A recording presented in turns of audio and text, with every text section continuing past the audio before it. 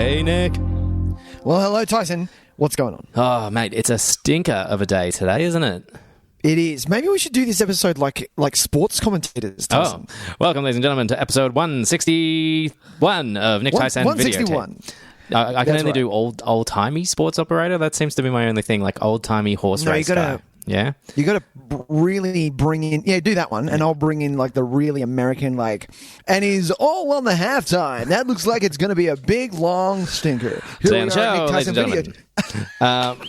Yes. Well, what are we doing, Nicholas? We're doing a sports movie, which is why you brought that up. We are doing the 1999 film. What a year. What a year. 99? Directed by Really? Oliver 99? Stone. Any Given Sunday. Any Given Sunday. Any Given Sunday, Nicholas. Like just, sure. Could any happen of them. at any time. There's 52. 99, really? Yeah. Shit, it was. What a year. Very excited to be talking about that, Nicholas. You know that I love my sports movies and I love my Oliver Stone. And you love your Stone. So this is going to be a lot of fun to chat about. Yeah. Yeah, big old love. Yeah, it's going to be fun. It is really hot, though. Oh, it's fucking hot. It's real warm. My air conditioner does not quite reach the bedroom very well. It's one of those it's a living room split system that doesn't quite travel down the hallway. Oh, so it's ripe in this room, I'm going to be honest with you. Ripe. I love that description. Yeah. It's ripe. So we'll see how we go in about an hour and a half. Okay. I might just be a puddle on the ground. But Nick, why don't you tell the people at home where they can find our show? Well, ladies and gentlemen, hopefully you're feeling cooler than my man Tyson here. You know, maybe you're feeling cooler. Maybe you're in the car and it's just aircon all the way, just like Tyson was today. No, I'm kidding. He wasn't at all. But thank you so much for listening to us. We do appreciate it very, very much. So if you are listening to us and you haven't subscribed, rate, or reviewed at all, please do that now, and we would love it so much. You don't have to do it now. You can do it later. Pause now. Pause. Pause the show. Here is the pause. We're going to wait for it, and we're going to just wait. All right, great. It's done. There you go. Awesome. Okay, Thank there you. we go. We've subscribed. We're all good. We're ready to go. You've liked it. And you're going to tell your mum that, these guys, Nick Dice, they're not too bad. Mum, it's maybe not for you. Nick swears a bit too much. And look, we do have potty mouths. Tyson's pretentious as fuck, but that's who we are. Exactly. Grandmas ain't going to dig it. Exactly. So if you do like our podcast, also you can follow us on all the social medias, which is obviously Facebook, Instagram, and Twitter. We do have a YouTube account if you wish to listen to us on there. There's no visual, but you can listen to us. If you want to see some visual, I think like one of the first photos on Insta, we actually see what Tyson and myself look like. There's not many photos floating around of us in the flesh. In the flesh, no. And other than that, Tyson and myself are big fans of the Letterboxd app. Mm-hmm. So if you don't know what Letterboxd is, and you do listen to these podcasts, come on, jump on Letterboxd. You're clearly a fan of movies. Make yourself a profile and just start, going through things. It's one of my favorite things to do. It is, especially when my little man is like going to sleep and he wants me to, Dad, don't leave the room, and I'm like, come on, we've read the story. I have to go downstairs now. Come on. And he goes, no, just stay for one more minute. I'm like, all right, one more minute. So I put my phone where he can't see it. Just scroll through Letterboxd and have a look. And I'm like, oh, Jesus, Tyson rated that high, huh? Yeah, you better believe it. So yes, you can follow Tyson at 2as_videotape, and I am NIC_videotape. And when you do that, that's when you will find out what Tyson has rated Any Given Sunday, and that's what I rated Any Given Sunday. You'll only find out on there. So that's it. You won't find out any other way. Exactly. Nick, we're going to skip trailers today. Because there's nothing. There's some stuff, but nothing worth really having a big, deep chat about. That's true. Did you see Actually, can I open up the conversation a bit to a question? Yeah, always. Cinemas are reopening, Tyson. Yes. Do you feel comfortable going back to the cinema? Do you think that the cinema is going to be a thing in the future? Do you think they're all going to, turn into parking lots? No, I think they'll still stick around for a little while. I think in Australia, definitely, we're far more likely to have a bit more of a success in that industry. But I won't be going anytime soon. I've made peace with that. Okay. That's fine. Fingers crossed, a bit of good news coming in regards to some vaccines and things. That's true. So who knows? By mid next year, it could just be a distant memory and something that we hopefully don't have to experience again. Good. Yeah. So, but I'm not in a rush, man. Okay. Yeah. All right, What about I you? like it. I had a lot of people tell me that they think that this is kind of the end of cinema, like the end of going to see musicals and things like that. That's not going to happen anymore. I was like, I'm pretty sure the human race is very stubborn, and I'm sure that we'll be fine. I think movies are going to continue to be made, and if anything, Exactly. release structure will be different for sure. But I mean, if you think about it, though, as soon as the vaccine rolls around. It's fine. Most people will be quite comfortable going back and sitting in a cinema. I think it's just at the moment, and unfortunately, it's a matter of whether or not they can survive that long without the people going. the full kind of income that they were used to making. That's a good point.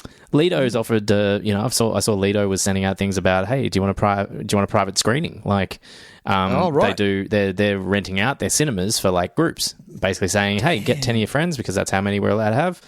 Here, pay us whatever it is. I think it was $3.50 for a 2-hour movie, and you get some popcorn. And I'm like, that's not bad. 10 people, $35. You get some popcorn, a drink, and you get to watch your movie of choice, basically. As long as this? Was this Como? No, Lido in Hawthorne. Yeah. Nice. So like stuff like that. If that's the model that they're going to go for, I mean, I could see myself doing something like that for sure.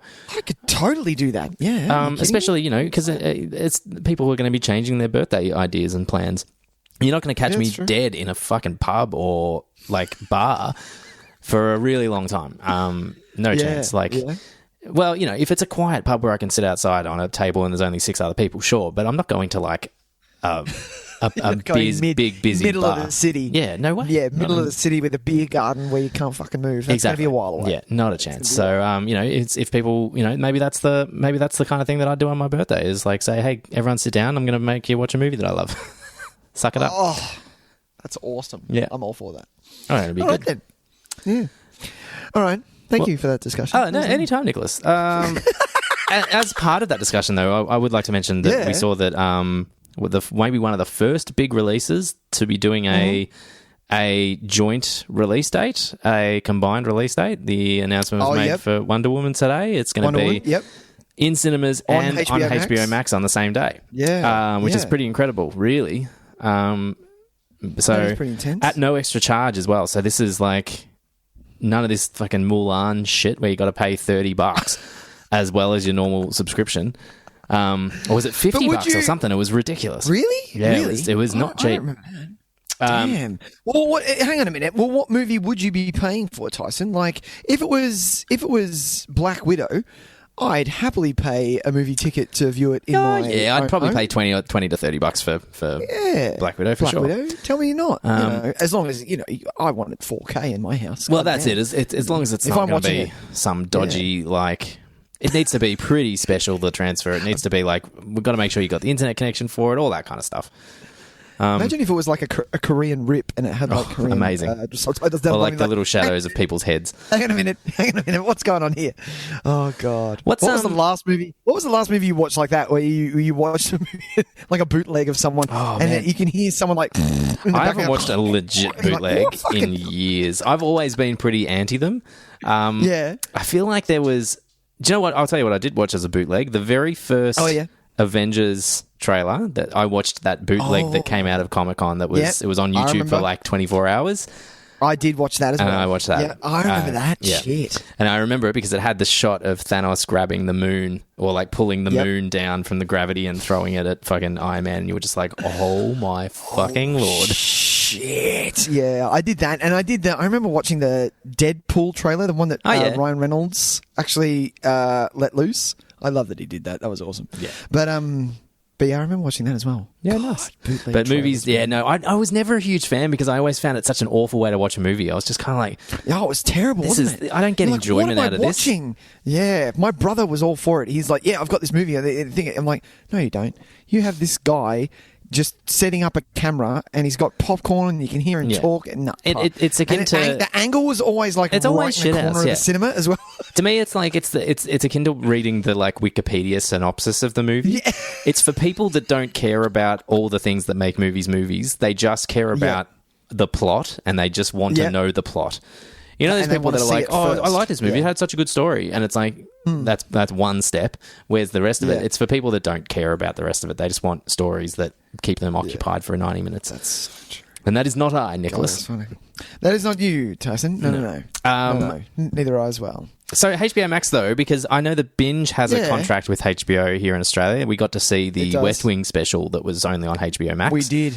Oh, so does that mean that was mint? Oh fuck! It was so good. Oh my god! That was a wet dream waiting to happen. Oh my Jesus!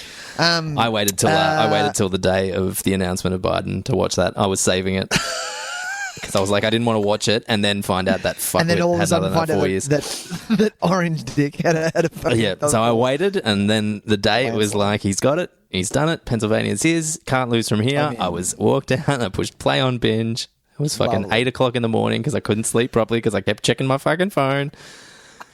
And I watched the shit out of that. Anyway, I love that it's still happening, by the way. I love that, like, if you check Twitter now, like, it's still, the landslide is still, like, happening. Like, well, he's finished up with, because nothing's going to change. Like, these recounts are going to maybe, like, there's not enough. They'll do nothing. They're not close enough to warrant these recounts anyway. Exactly.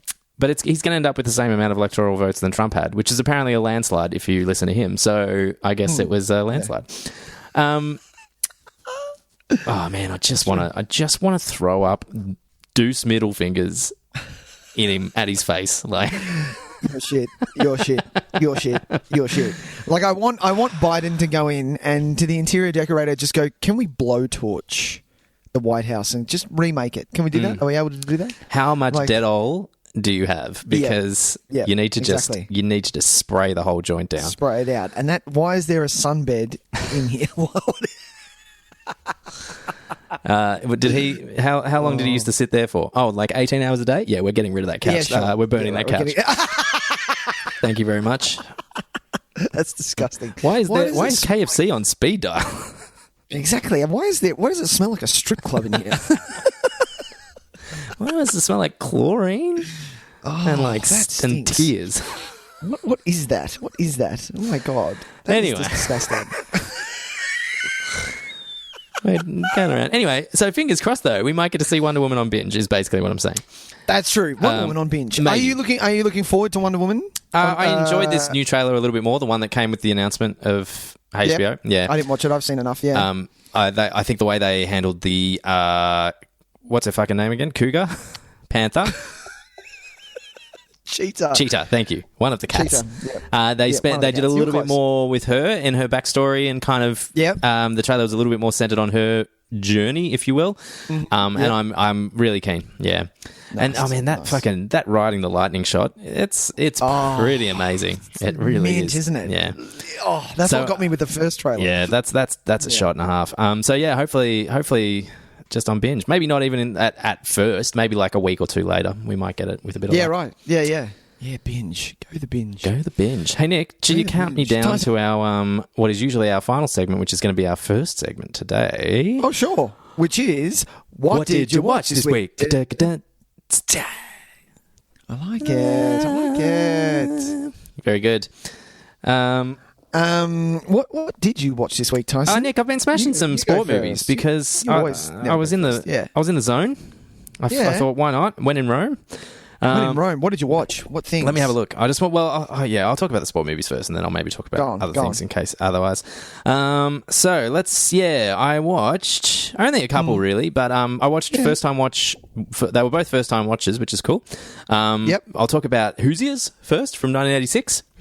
Oh, yeah. Gene Hackman coming in, ragtag bunch of basketball players, teaches them, how to be men and, teaches responsibilities, discipline and how to be a team. How to play like a team and, all that random shit. And it's exactly what you think it is. It's wonderful, but it's the thing about it is that this is one of those movies where the cliches are in abundance, but this is the movie that made them that way. So you can't. Cliches. Well, this is not the movie, but this is one of the movies that really popularized the sport movie formula. And it really is great, and I think it's elevated by it. I mean, you got fucking Gene Hackman in one of these movies. It's the same thing every now and then. It happens like you have a really high caliber actor in one of these sport movies, and it just jumps to the top of to the top of the list immediately. It can be said for our movie today as well. As soon as you put Al Pacino in a role like that, it's kind of just like, okay, well, it's a different ball game now. Yeah. Pardon the pun. But yeah, I really liked Hoosiers a lot. There's not really anything surprising in it at all. What is a Hoosie? A Hoosier is a Indiana local. I think it's Indiana. Okay. So it's like a nickname for people that hail from Indiana. A Hoosier, Hoosier. Right. Yeah, and so it's got it's got a few kind of tonal problems here and there. Which were. But they don't hurt the film in any way. It's just it's that weird kind of filmmaking where every now and then you're kind of like, oh, you're trying to have a lot of movies at once here, and sometimes you just wanted to pick a lane. Sure. And in not doing that, it seems like some of the things that I think they could really flesh out, they just don't have time for. There's a wonderful performance from Dennis Hopper as like an alcoholic dad of one of the teammates who. Okay. This was Dennis Hopper's only Oscar nomination as well for this movie. He was nominated for Best Supporting Actor. Yeah, and he's great, but I kind of wish he was in. They were able to really kind of flesh out his character a bit more. Because he's a really great character, but every now and then you just feel like things get rushed with him, which is a bit of a bummer. Sure. And as for this movie actually didn't suffer from this problem as much as the other movie I'm going to talk about, but. When you've got a large team of kids, it's sometimes hard for them to make an impact individually. And this movie there were, bits and pieces. I think it was better than lots of other movies that struggle with this. Like, I think of a movie like some of the sport movies that I quite like Coach Carter or Glory Road or, what was... Titans. Remember the Titans. A lot of those guys a lot of the teammates don't really make a huge impact. It's mostly about the actor figure who ends up being the coach. Friday Night Lights, actually, I'd say is probably a better example because remember the Titans. I think the guys in that are pretty good. They do quite well. Yeah, but in this one though, they were okay. It just could have, I couldn't tell you their names, which is a bummer. I could tell you some little traits about them, but also what happened towards the end is there's this photo hanging on the wall of the whole team at the end. It does the slow pan into the photo at the end. Classic, classic fucking ending shot.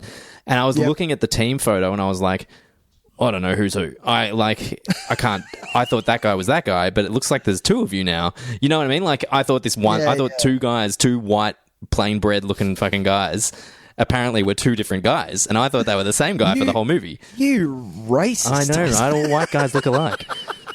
They do. We do. Sorry about that. So that that's a bit. If there is anything that's probably one of the letdowns of it. But otherwise, it's fucking great. It's really fun, and if it doesn't get you up and about like some of these, that's all the best sport movies do. Then check your pulse because this thing was a winner. That can go on the fucking box. This thing was a winner. How was that for a quote? If this doesn't get you out of your seat, check your pulse, because this one's a winner. Check your pulse. What a fucking straight out of the Herald Sun. Straight out of the Herald Sun. Just the one line instead, where he doesn't have time to do the whole review. It's just one line. Sorry about that. Yeah. Anyway, Nick, do you want to go next? No, you go. You're on a roll with sports movies. Oh, okay. Well, the other one I'll talk about was I watched Miracle on Disney Plus. Oh, yeah. Which is about the US Olympic team that beat Moscow in, I think, 1980. I think, the Winter Olympics, 1980, I want to say. Yeah. And they hadn't beaten Moscow for 20 years. No one had beaten Moscow for 20 years. They were like, it was like, they're the fucking kings of this. And earlier that year, the Moscow team actually beat the NHL All-Stars by like 12 goals or something. Like, they smashed them. And so this team of amateurs playing for the Olympics, because this was before all like the Dream Team era where they got pros in to do the Olympics. This team of amateurs beat them, and it was they call it the Miracle on Ice, so which is why it's called Miracle. Cool. Yeah, and so Kurt Russell's the coach in this. Once again, movie rests on the performance of the coach. Kurt Russell is fucking great. He really, really strong. This one suffers from, I think, a little bit of a lack of purpose for about 40 minutes. It feels like it's just treading water a little bit. And what ends up happening is that I actually thought the games themselves were really badly directed for a little while. They were really, it made it really hard for someone that doesn't know a lot about ice hockey to figure out what was going on. And I was really kind of like zoning out during the games because it just looked like a mess, an absolute mess. Sure. But then the actual last game, which they spend a good 25 minutes on, is fucking great. And it was so well directed and such adrenaline that I started forgiving the movie's other faults while I was watching that. I was kind of like, you know what? No, this movie's great. Let's all for this last half hour. That's one of the things that movies do well. Like if you have a sports movie as well as what's another one that does it? Like a music biopic or biopic or something like that. Oh, yeah.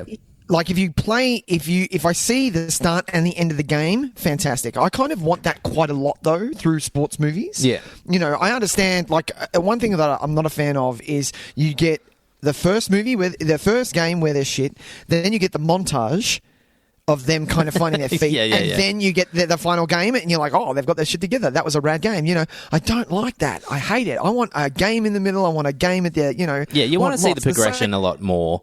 Exactly. Same with the music biopic. I want the full song. Don't give me half a song. Yeah, give me the... There's a couple of... Yeah, give me the full thing. Finish it off. Don't trail off and go into some dramatic, scene. I don't want that. I want the full song. Finish I get you. Let's go. 100%. And look, Miracle to its credit doesn't do that. It does spend a really long time of its running time on the choosing the team part of it, the tryouts and the finalising the roster. I'd say probably a good hour. This is a long movie. It's like 2 hours 15. Damn. So the choosing the team is a good half hour 40 minutes of this movie. Okay. Which, you know, so I can't. I'm not blaming the movie for making that choice, but it did mean that it was just. It felt like it was treading water at times because there's only so many conflicts that can arise in this group. It kind of had a little bit of the sames because they would have a conflict, they would get over it, and it's like, yes, we're coming together as a team, but then there'd be another conflict, which was essentially the same conflict, but just kind of in a different package. Yeah. And it's like, okay, well, no, we're coming together as a team, and it's like, yeah, we already came together as a team. It's time to do something else. Play a game, maybe. Like I said, all is forgiven in that last game because it's fucking incredible. But this is also one of those ones where I think the individual characters suffer as well on the team because there's so many of them. This was a team of like 20 to 26, I think, kids. Yeah. And so that's a lot of people to keep track of. They only really focused on about 7 or 8, but even then you were just kind of like, nah, I like you, Goldie Man, because it was the guy that he was a recurring character in Friends. Did you watch Friends? No. Okay, so you won't know what I'm talking about. But he played tag in Friends. Right. And I watched 2 seasons, 3 seasons. Yeah, right. He was Rachel's male receptionist, and she had a crush on him, and they dated for a bit. He's good. He was really good. And then a couple of other guys that were just fine. But I couldn't remember their names, couldn't remember their backstories, what made them interesting characters. That's so funny that's like that, especially with both of those movies, because I could tell you probably now, and I haven't watched it in years, what the names of the Mighty Ducks are. I could tell you those names. And that was an ensemble cast, and they're kind of, they weren't, bridging... what am I trying to say? Storyline sort of thing. Like that wasn't like you didn't see that character arc. There wasn't big character arcs in that movie. No, I'd say the kids in Mighty Ducks have a better character storytelling than some of these ones that I've seen this week for sure. Damn. Okay. But by all means, give it a watch because it's pretty great when it's great. Yeah. And Kurt Russell is fucking awesome, of course. But yeah. So yeah, they were my 2 sport movies for the week. Nice. You do like a sport movie, Tyson. I love a sport movie, my man. Is there any more sport movies on the horizon? Maybe Gridiron Gang? Yeah, look, I'm kind of picky, to be honest. Maybe Whip It? Maybe some roller derby? Oh, yeah, I should watch Whip It. I've heard it's good. I fucking love Whip It. Whip It is great. I should watch that, actually. I'm really, really upset that Drew Barrymore doesn't direct more things. I was going to watch... I saw that Binge has For Love of the Game, which is the Sam Raimi directed Kevin Costner baseball thing. Costner baseball, yeah. So I think that's next on my list. No, well, I was more, to be honest, I love Kevin Costner, but I was more interested to see what Sam Raimi's doing directing this thing because it's like a romantic movie. It's like I think it's more about his love life than it is about baseball. So Sam Raimi seems an odd choice. It's like when Wes Craven made that orchestral music with Meryl Streep. Music of the Heart or whatever it's called. Music of the Heart. Yeah, I remember that. It's like every now and then these directors just go, you know what, I want to do something totally different. And you're like... do the left field. I'm going to see what left field has. Yeah, exactly. Do that. Yeah, exactly. And you're like, what the fuck are you doing? Sticking with the baseball analogy too. I like it. Exactly. Yeah. So, well, it's all sports. It's all sports all the time. Exactly. I'll talk about two quite briefly. So my 2020 watches, films that have come out this year, is kind of nil to nothing. Yeah, I've given up on new movies. Yeah. So when I heard about Trial of the Chicago 7, directed by Aaron Sorkin, I wanted to watch that. So me and Sam watched that, and she knows quite a bit about it because of a podcast that she listens to. Went 3 episodes deep on what actually happened. Because there were things that they had watched the movie on this podcast. And they're like, well, this didn't happen and this didn't happen, and they kind of refocused on different things. But movies are being movies. You want to go where the drama is and what makes a good story. Now, being a big Aaron Sorkin fan, who isn't if you aren't, I feel that intelligent people are drawn to Aaron Sorkin. He's a very specific type of director. You can't. It makes you want to keep up with what's happening. You can't just sit down and randomly binge. I'm just going to chuck on an Aaron Sorkin movie. You can't really do that. You need to be. His characters talk fast and they use big words, and exactly. You got to be. You need to know where we're at. Yeah, exactly. You got to keep up. So that's what I prepared myself. I knew what I was in for and things like that. Now, this movie is great. It's a great topic. Very, very on the nose of what's happening right now. Obviously, with the Black Lives Matter movement and things like that. But this is based around what was happening at the time. It was just different. I think there was about 6 or 4 different parties coming together in Chicago to just protest the war that was happening, the Vietnam War. Yep. And that's all they were doing. Now, because they were the leaders of these specific parties, they got pulled out and made what is the word? Made a spectacle of, basically. But this was very, like, watching it, you got your dramatic scenes and you got all that. Like, it was quite frustrating to watch, but it was a good frustration. You needed to feel what they were going through and things like that. But what I was getting throughout it was it didn't really feel like Aaron Sorkin wrote it. You can tell that he directed it. Having watched Molly's Game, you can see similar things that he's done in both of those things. But in this, it was just a little too Hollywoodized. There were even almost Days of Our Lives-ish. There were moments where, like, a character would turn around, like a nobody would turn around and just kind of vaguely stare into the camera and say, "Oh, does anyone see what I'm seeing?" I was like, "This isn't Aaron. This is weird. What is going on here?" Some scenes fell a little flat. It didn't have the kind of energy that you normally expect from an Aaron Sorkin movie. Now, I don't expect it to be amazing all the way through. Like, obviously, you're gonna you need your downtime, but yeah, it just for some reason just didn't really hit its mark for me. Like at the end of it, I didn't feel oh wow, that was intense. At the end of a movie, you kind of have the movie wash over you while the credits are rolling. Yep. Kind of think about what you just watched. At the end of it, I was like, "Oh yeah, okay, maybe I need to watch Molly's Game again."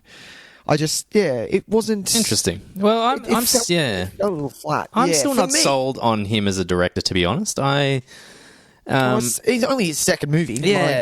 Molly's Game, I enjoyed parts of for sure. And I mean, he's worked with such great directors. He's obviously picked up things here and there, but I'm not certain that he's best.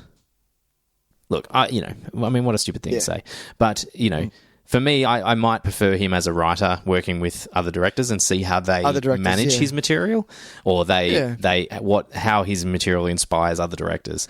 I think by having him having to direct his own material, we're missing an opportunity for someone to be really inspired by his writing. You know what I mean? Yeah. But that doesn't mean that I didn't enjoy the film. Like the acting in it is absolutely stellar. Sacha Baron Cohen is he's amazing. I've decided after watching this movie though that Eddie Redmayne can kind of Eddie Redmayne he can kind of fuck off. I was like, dude, can you go away? I'm not a big fan. I've never been the biggest fan of his. I'm like, I need something, and I love Fantastic Beasts. I think he's great in that role. It's just that I'm like, no, I'm good. I'll see you later. And it kind of, him in this role in this movie, like you watch it for the topic, you watch it for the actors, and that's kind of it. Like I would say to people, still give it a watch because it's quite good in the message that it's telling us, obviously, and because it is very factual. Like Aaron Sorkin is good like that. What he's portraying in the movie is very factual. So you see a little bit of the footage that came out at the time, and there's one scene in the courtroom with an African-American man and what they did to him in that time, and my God, it was a very different time. Like, just watch it. I don't want to say anything more because I don't want to spoil it for people who do want to watch it. We can assume. Like the fact, like my Jesus Christ, it was fucked up. So yeah. Trial of Chicago 7. It was good. It was good, but that was fair. it. That's all. Good. Yeah. My other one, which I've seen before, this was a rewatch for me. And I've been drawn to it because of the things I've been watching, and how people have been talking about it. It's 2013's Prisoners by Dennis. God, I've always wanted to watch Villeneuve. this. Yeah. And I remember when I first watched it. Have you not seen it, Tyson? No. No, okay. I'm going to talk about it lightly then. So I know some of the stuff that goes on in it. Yeah, it's definitely my. I'm a big man of comeuppance, and this is kind of comeuppance gone wrong. But who doesn't love a bit of comeuppance? Who doesn't a bit of love of comeuppance? But yeah, I in my rewatch. Let's just say this. I rated it quite highly. In my rewatch, I took off about a star and a half. Okay. Yeah, to give it some perspective. Only because rewatching it, it's quite a long movie. You're looking at a 2.5 hour movie. And it really doesn't need to be that long for starters. There are moments in it where you're like, okay, we don't need that. And the thing is, if you are going to make it that long, I should know these characters quite well.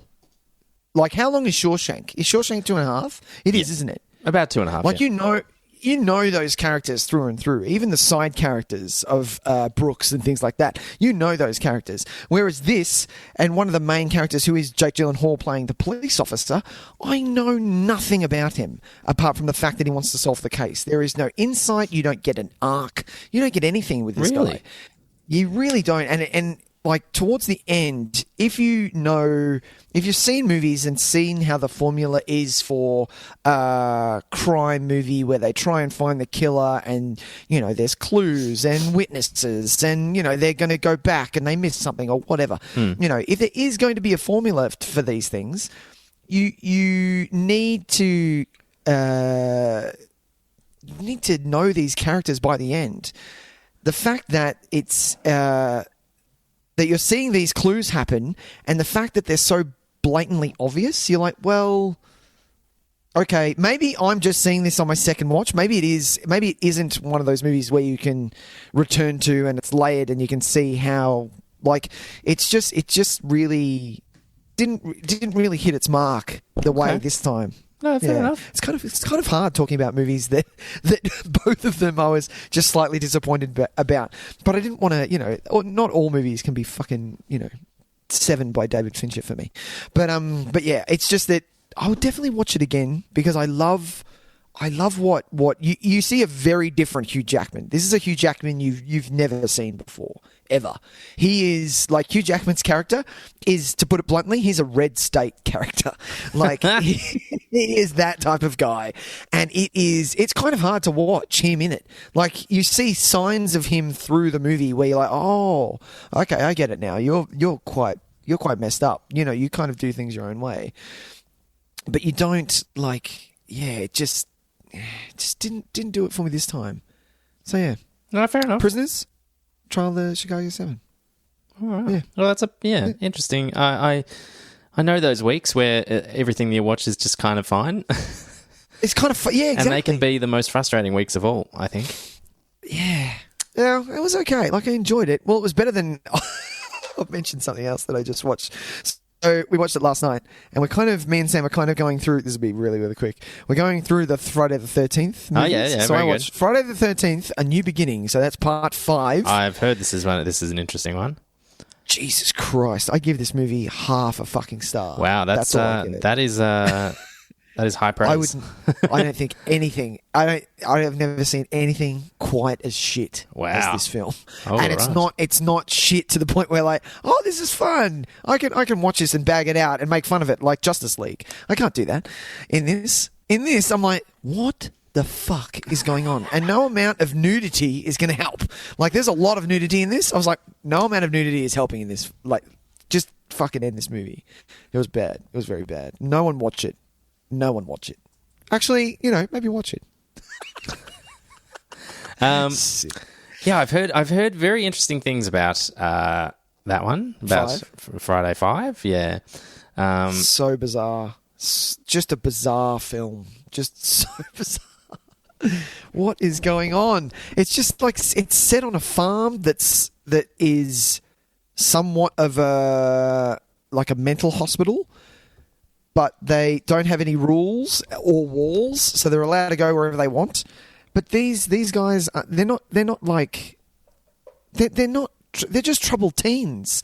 They don't need to be in a mental institution or anything like that. They're just troubled teens who just like to fuck a lot, to be honest.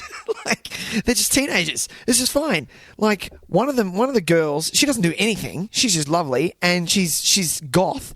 And she just gets killed just cause. I'm like, this is messed up. I don't know what the fuck's going on here. Oh, God, it was funny. It was just funny. But yeah, I'm kind of glad I watched it. You have to watch them all. I can't wait to do them. It's my next franchise. Oh, maybe I'll do the Halloween ones, actually. I don't know. You going to get that box set, Tyson? Look, I'm not going to pay the ridiculous amounts of money it's going to take to get it to Australia just at the moment. Right. I might just because it's a limited edition, but it's a pretty large limited edition. It's one of those ones where it's like, hey guys, only 50,000 copies. It's kind of like, I don't think I'm in a rush. Like, look, I'm going to... Yeah, I'll wait. I'll just hold out. Amazon's got it listed with a so I've got it in my wish list, and I'm just going to see if it comes up on Amazon at like $200, I'll grab it. But at the moment, at least I think it's going to cost me about $300. So look for a Black Friday sale. Yeah, maybe something like Boxing Day sale. Yeah, man. Very good, Nick. I think we should move on to our feature prez. Let's do that. Excellent. Any Given Sunday. Indeed.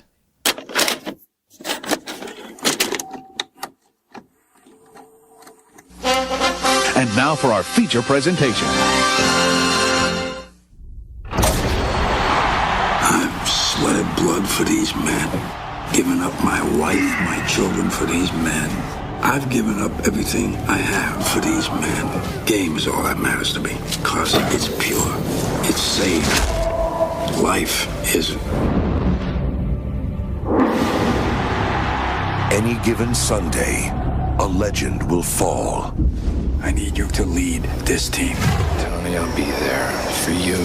I am not re-signing a $7 million a year, 39-year-old quarterback, no matter how great he was. Cap helped build this franchise, which you benefited from. Don't you give up on me. You're like a son to me, Cap. I'll fight for you till the day I die. Any given Sunday, a hero will rise. Make me a believer! And on any given Sunday,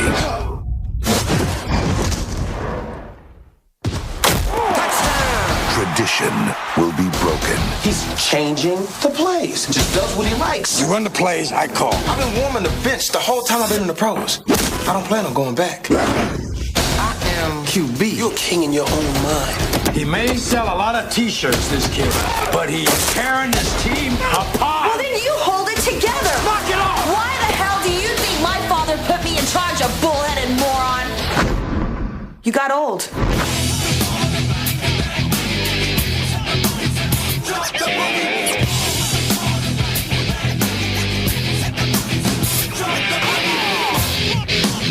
No intensity.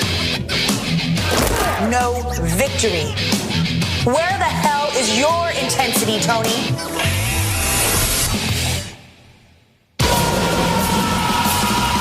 Any given Sunday, life is a contact sport.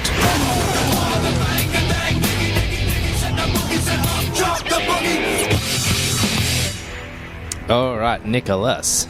Is this our Tyson. first Oliver Stone on this show? Did we do Born on the 4th? Did we? Or did I just watch Born on the 4th? I think I watched Born on the 4th. Yeah, maybe. No, I think I watched it by myself.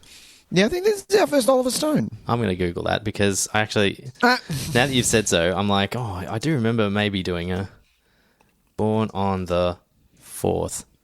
Born on the 4th. No? Yes. No, because I don't remember doing a poster on the Insta for Born on the 4th. Interesting. Maybe, do you know what I think it was? I think we might have talked about it in our favourites of that year. Ah, that's why. That's why we talked about it. Yeah. That's why. 89? 89. 89? 99? 89, No, yeah. 89. Yeah, no, we haven't done that one. All right. So maybe it is our first Oliver Stone. That's exciting. Nice. It makes for an interesting discussion because Oliver Stone is a very, very interesting director. He is. Yes, he is. I don't know how you feel about him, Nick. I mean, I'm sure we've talked about it a bit in the show, but maybe we haven't broken it down. But no, it's true. What are your thoughts? Well, you're a big fan. You've bigged him up massively. You're a massive fan of his. I am a huge fan. Yeah, I like him. I like his writing. I like how he tackles specific subjects. He's not keen to shy away. He's tackled war. He's tackled politics. He's done everything, really. Rock and roll. He's done... he's kind of done it all. But yeah, I know that when I watch an Oliver Stone film, I'm not going to... It's not going to be empty. I'm not going to come away going, oh, well, that was fucking shit. You know? And that's why I've kind of been drawn to even his newer stuff. Like, I still want to see W. I would really like to watch that still. I've been wanting to watch that for ages. But yeah, I own Any Given Sunday. I own JFK. Is there anything else? I've never seen Natural Born Killers. Oh, really, man? You've never seen it? I watched it. No, I think I watched it as a teenager and I was really stoned. I don't remember shit. That is not a movie to watch while you're stoned. Yeah. I was way too stoned. That's rough. I think I just passed out. Yeah, fair enough. They had it on in the room and I was like, no, I'm not watching that. I'll just talk to this pretty girl here. Hi, how are you? That's it. But what about you, Tyson? Oh, look, yeah, I'm a massive fan.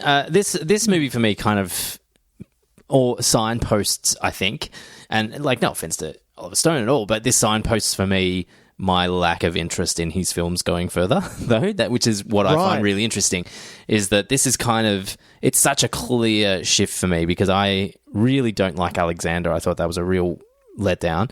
And then from there, I haven't really had a great interest in any of the films that he's made, and to be honest, I've barely even seen them. I've seen little bits of World Trade Center, and it wasn't for me.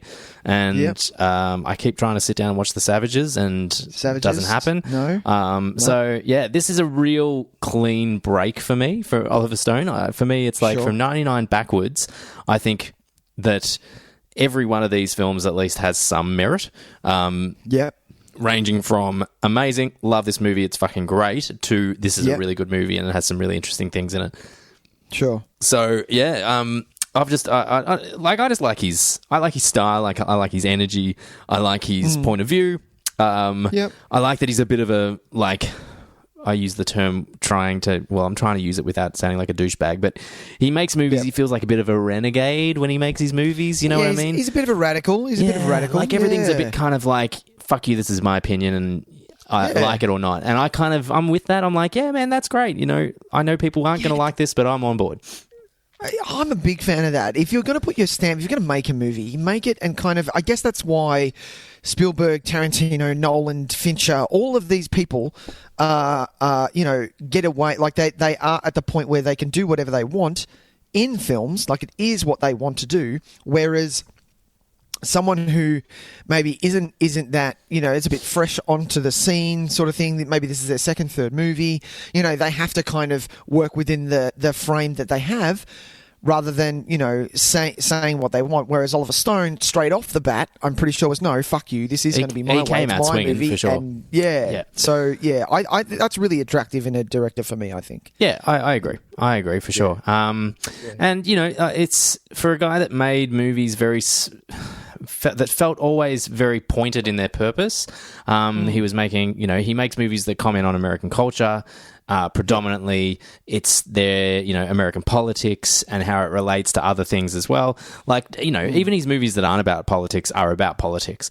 Something like The Doors is just as much about the response. What was Jim Morrison's response to the establishment as it was about the man himself. It was more about how he was a response to what was happening culturally at the time. Then it's sometimes it's far more, textual, and in something like Natural Born Killers, it's straight up commentary on the media, like it's straight up not hiding anything. Whereas with this one, it's kind of weird to see him just doing a sports movie, like straight up sports movie. Don't you think though that this does have a say? Like this is very much, like massively. It definitely does, but I think it's funny how that kind of stuff, to me, he'll take a topic like that. It seems it just seems like it's far less in the foreground than it usually is. Yeah, for this, it seems like he wanted to make a sports movie and had some of that stuff in there, but was more interested in making a sports movie. You know what I mean? Like, and I kind of love it for that, because it, aside from it having the Oliver Stone-ness, which is, it's really in your face.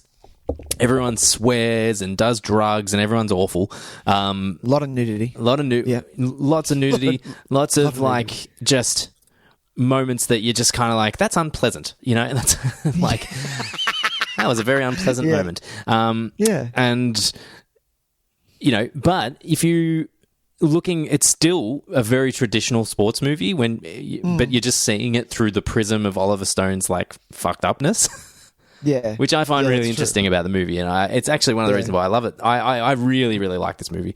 I've seen it so many times, and to me, it's Oliver Stone, like kind of textbook style. Like it's him kind of, it's his greatest hits kind of style. If you know what I mean? Like it doesn't have the nuance of some of his other movies. It's a lot more in your face. Like, I am Oliver Stone. Watch this shit, motherfucker. But I love it for that. I love it for that reason, because it's also a sports movie, which I absolutely love. And you get to have the best of both worlds. You get to have fucking inspirational speeches. You get wicked sports game footage. Like, this is the best in-game stuff I've ever seen. You get a little bit of his kind of like, what's it all about, man, kind of stuff. Like the specter of consequence over all of them. I love those moments where the weird kind of hallucination of the single man sitting in the stands, like the kind of the specter of death, all that kind of stuff. Like, that's Oliver Stone in a fucking nutshell. And it's like, I get to watch a sports movie and have all that crazy Oliver Stone shit at the same time. I love it. Yeah, it's so true. That is really good. Whenever this brings up, because this watch kind of, I think that it's I've just had a mediocre week. Normally, I rate this movie really quite high, because I know that in watching this movie, you can tell that Oliver Stone wanted to shoot it like an American football ad. Like, if you look at an ad for, like, a game that's coming up, two teams up together, and you see, like, kind of explosions come out. Like, for me, that's how he's kind of shot this movie. Interesting. You're getting that adrenaline rush, like, really, like, quickly all the time. This movie very rarely sits in a scene and kind of just sits there. You do get them in, mostly it's the retrospective scenes where you're seeing Al Pacino and they're kind of my favourite moments. Him at the bar, him at his house, him talking to both Jamie Foxx and Cameron Diaz's character. Like, those scenes, they're meaty, they're big, it's a lot of energy.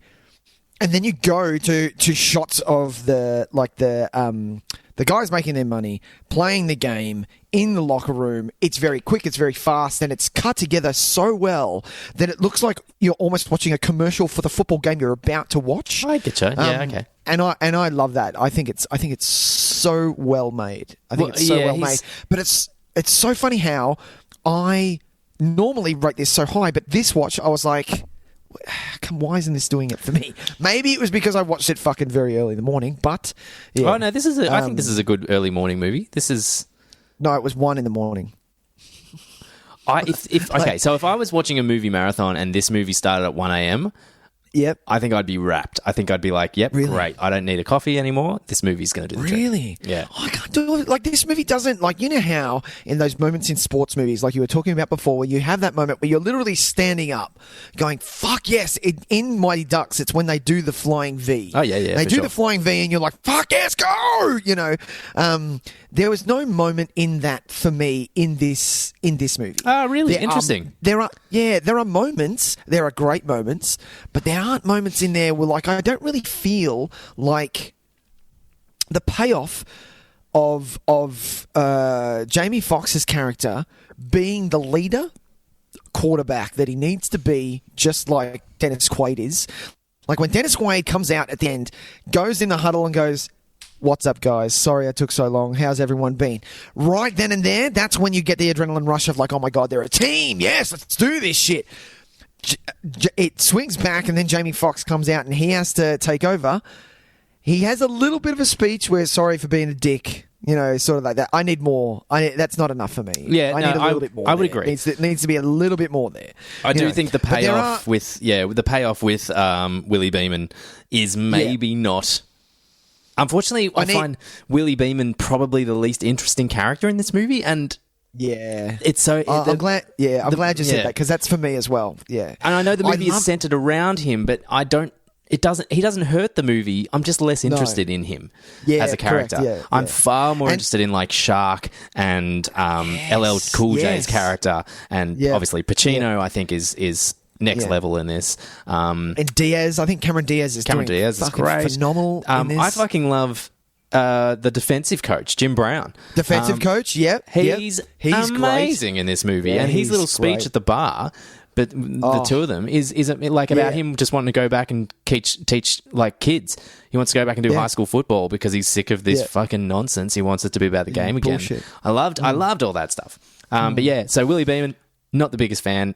I think he's fine, but he did have great moments though. Like that moment when he's on the kind of Larry King rip-off show that he's doing. Oh, with Dr. Cox. That was great. Like all the points that he was hitting, really, you can tell that that's just Oliver Stone just coming out of having his say of what is American football now, because it's not what it used to be. It's, you know, it's turned into contracts and money and how much we can make off certain people, and those people are never African American, even though, you know, African American men are the backbone of that sport, you know. It's just all of those things that he was saying were great. It's just that Willie Beeman himself, I'm like, yeah, I could take you or leave you, dude. Yeah, like, really. So I think this is the thing, though, because I think Stone's given us a character that isn't likable. He's putting things in his mouth that are noble things, but because Beeman is not a likable character at that stage, it comes across as really, like, arrogant and shitty. Like he's going against, going against the team, which is a bit kind of so. Like it's funny. I've never really thought of it that way, because I'm as much as yes, you're right. The facts that he's stating are worrying. That there are no black head coaches, or there's one or something. No. There are no black owners. Like that's fucked, right? But because it's during the height of Beeman's arrogance and, you know, Steeman Beeman. Steeman Beeman. Yeah, you take it off as vibrato, like he's just spouting facts for the sake of spouting facts. Yeah, and because they play Dr. Cox as such a fuckwit as well, the news reporter. Oh, he's such a fucking asshole. He does that, but he plays a great asshole. He plays a great him and James Woods. Like they are the smallest roles in this, but Jesus Christ, do they make their mark? You want to hit both of those pricks. James Woods requires no acting skills whatsoever. John C. McGinley, that's who it is. John C. McGinley. I take my hat off to actors who can make their mark in 10 minutes of being in the movie because that's all the screen time they have, and you already want to fucking hit him. Like, yeah, look, so James Woods is a real piece of human garbage. So to have him just be on screen and be a piece of human garbage, you're just kind of like, fine. I'm glad that I walk away from this movie, and you know what? Your life stinks. You're a piece of shit. You're a piece of shit because you are. But yeah, it just must come naturally to him. What a fuckwit. You're obviously referring to the James Woods, what he came out with recently. Is that what you're talking about? What's the recent one? Just add it to the pile of nonsense, to the pile of James idiotic, Woods' dick, fucking rubbish that he spews out.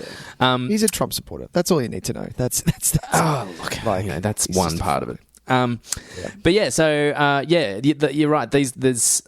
Well, I mean, he always casts really well. I think that's one thing that can't be denied with Stone. He's really, really effective, and it always bats really deep. His movies, like the random guy with 3 lines who is an assistant doctor, is Matthew Modine. Yeah, he's somebody. You know what I mean? That role could have been anybody, 100%. And it's Matthew Modine. So that's just the way he does stuff. He. The commissioner is fucking Charlton Heston. What the fuck? That commissioner, yes, he needs to make an impact because she's Cameron Diaz's character. I can never pronounce her name in this movie either. What is her name? It's because it's Italian, isn't it? Her last name? Yeah, I can't pronounce that. Pagliacci. Pagliacci. It's Italian. Or Pagliacci. I can tell you that. Pagliacci. Yeah, so Christina. Her name's Christina. So that you obviously need to make sure that she's intimidated. So it's good to have an actor of a certain esteem, but it's Charlton Heston. You know what I mean? Like it's of all the people that you could bring in, you just call up. He's not a lightweight. No, exactly. And it's no accident that they were playing Ben-Hur on the TV fucking an hour earlier. That's so true. But so he does really well with that kind of stuff for sure. And Aaron Eckhart out of nowhere, like this thing is stellar. Lauren Holly, she does great. Lauren Holly is awful in this movie as well. You just she's not likable at all, is she? No, of course not. But she knows what she's doing. And if this was like 10 years later, she would have a reality television show. You just know it. Exactly. But it all kind of lands for me anyway. It all kind of lands on Al Pacino. I would agree.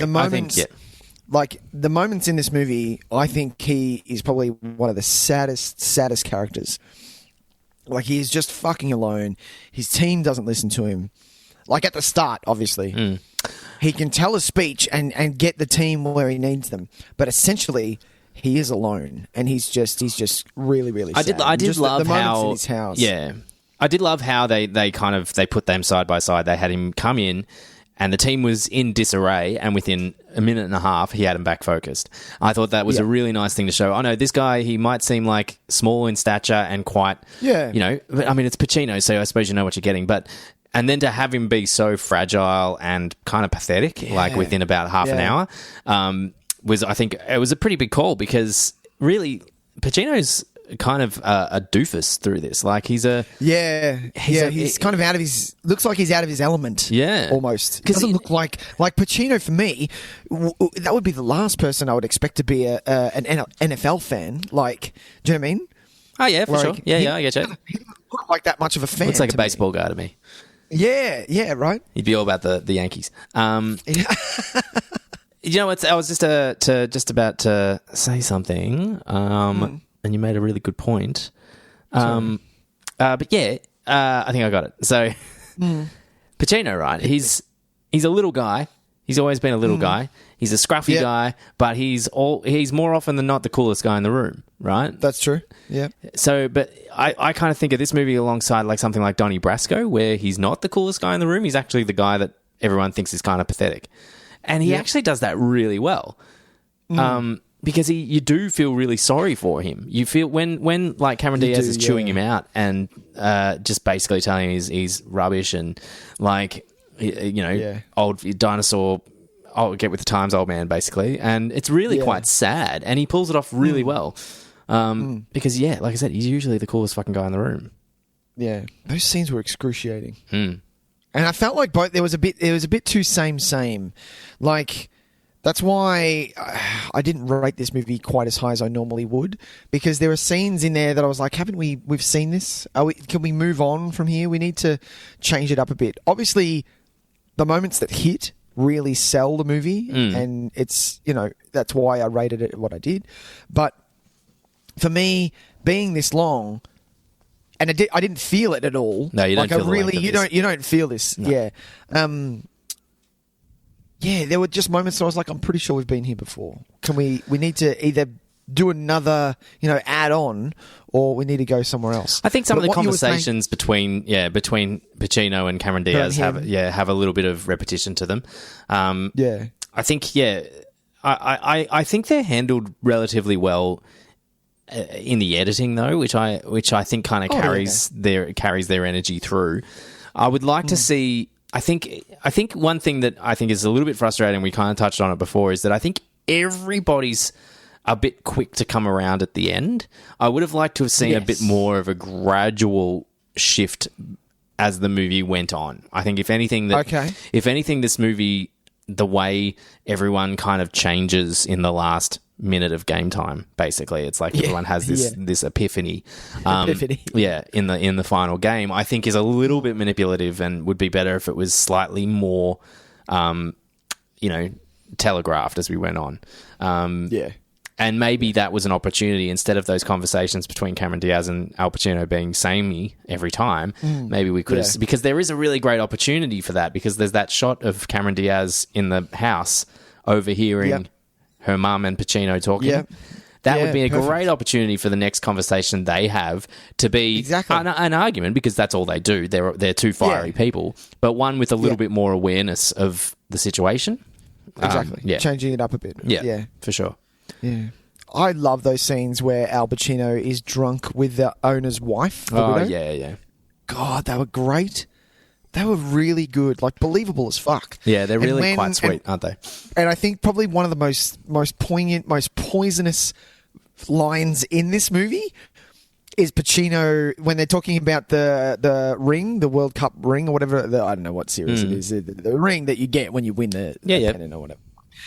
And she says, I remember when my dad designed that. And he's like, yeah, you gotta win one first. Try winning one. And just her face in that, I was like, shit. My God. I read that totally opposite to you just then. Really? I read that as him saying, like, not rubbing it in, like, well, you gotta win one first. I read that as him saying, well, let's win one. Let's win one then. Really? Yeah, I read that as him basically trying to be not positive, but saying, like, it's basically him kind of trying to focus her and saying she's spending all this time running around talking about money and talking about promotions and sponsorship. Just win the game. You're forgetting about what it's about. That's what I always got it read it as. No, it was cutting as fuck. He was trying to cut it down for me. I was like, no, fuck you. Try and win one. Go on, I dare you. Win one. Interesting. I actually think that him and the widow it's funny how they've found this kind of sadness in the two of them, because they both miss the old owner, the original owner, and they're the two people that miss him the most. Even his daughter doesn't miss him as much as the two of them do. No, she couldn't give a shit. Yeah, and so they get to kind of bond over that, and they have these kind of they reminisce and then drink and all that kind of stuff, and it just becomes kind of like a shared compassion. And even when Cameron Diaz's character, she is holding on by a thread. You can see the facade slipping quite quickly at the end. Yeah, for sure. Like the fact that she doesn't have control. She's out of her depth. She doesn't. The fact that does she even actually like football? She's just been handed this kingdom, and she has to deal with it. And God, it was really like you don't like. Well, I don't like her character while you're watching the movie. At the end of it, though, in retrospect, my God, she does a stellar job, and I watch it just for her. She does really well. I think Cameron Diaz kind of gets a hard rap every now and then for kind of just being a comedic actress, and there's a couple of roles that I really think she's fantastic. I think she's great in Gangs of New York as well, and I know people kind of give her shit for that, and I'm like, okay, her accent isn't fantastic, but I think she's great in the rest of the film.